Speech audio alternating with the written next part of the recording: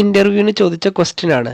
ഈ ടേബിളിനുള്ളിലെ green സെല്ലിലത്തെ വാല്യൂസിന്റെ some എനിക്ക് കണ്ടുപിടിക്കണം. അപ്പോൾ അതെങ്ങനെ ചെയ്യണമെന്ന് നമുക്കൊന്ന് ചെക്ക് ചെയ്ത് നോക്കാം.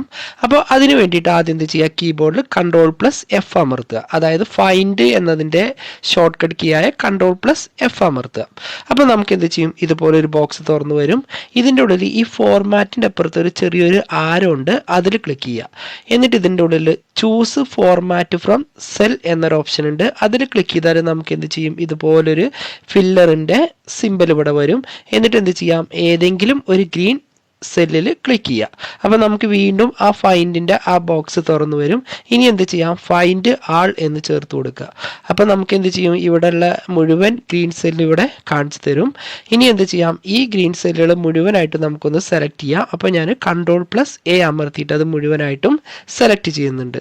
എന്നിട്ട് ഏറ്റവും മുകളിൽ ഇവിടെ നെയിം സെല്ലുണ്ട്, അതായത് നമ്മളെ സെല്ലിൻ്റെ ഒക്കെ പേര് ഡിസ്പ്ലേ ചെയ്യുന്ന നെയിം ബോക്സ് ഉണ്ട്. ഇവിടെ നമുക്ക് എന്ത് ചെയ്യാം, ഇതിൻ്റെ പേര് മാറ്റിയിട്ട് ഗ്രീൻ എന്ന് ചേർത്ത് കൊടുക്കാം. പേരൊക്കെ ചോയ്സ് ആണ്, ഇഷ്ടമുള്ളത് കൊടുക്കാം, ഇതന്നെ ആവണമെന്നില്ല, എന്ത് വേണമെങ്കിലും കൊടുക്കാം. ജസ്റ്റ് ഒന്ന് എൻ്റർ അടിക്കുക. അതിനുശേഷം നമുക്ക് എന്ത് ചെയ്യാം, സമ്മ് കാണേണ്ട സാധാരണ ഉള്ള ഇക്വേഷനെ ഉപയോഗിക്കാം. അപ്പോൾ ആദ്യം ഈക്വൽ ടു ഇടുക, അതിനുശേഷം സം എന്ന് എഴുതുക. എന്നിട്ടിപ്പോൾ നമ്മൾ ആ കൊടുത്ത പേര് ഗ്രീൻ എന്ന പേര് ചേർത്ത് ബ്രാക്കറ്റ് ക്ലോസ് ചെയ്ത് എൻ്റർ അടിച്ചാൽ നമുക്ക് എന്ത് ചെയ്യും, ആ ഗ്രീൻ